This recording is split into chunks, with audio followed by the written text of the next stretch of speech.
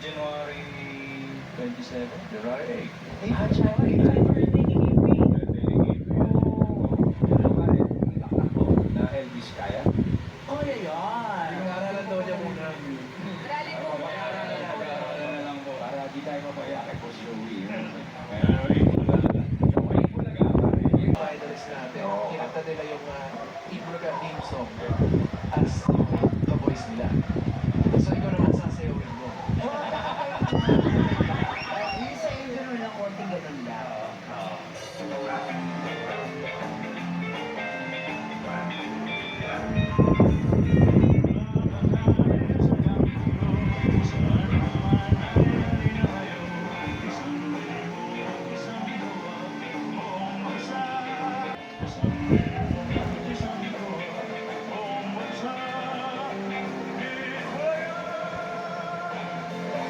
Request nila, pwede mo rin balik.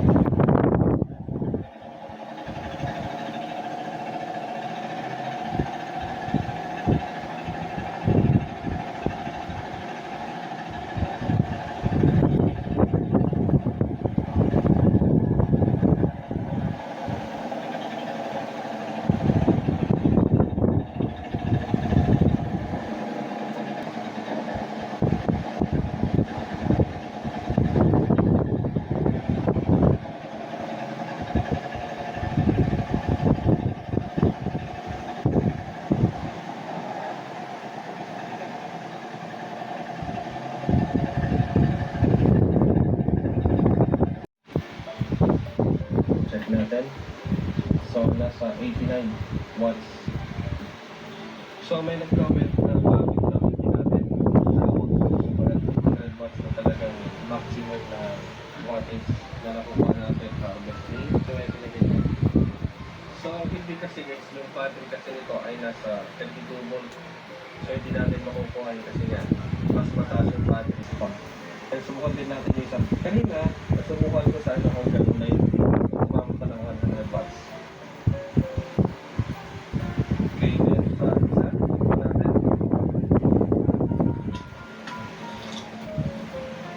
Nasa 25, mas tataas pa yung current nito. Pero mas maganda na mas mababa ng current para hindi rin nasasagad. 8.5 na limit. So kahit 500 watts pa ang lagay mo dyan, 200 watts lang talaga ang hukumin nito. Kasi yun yung limit niya talaga.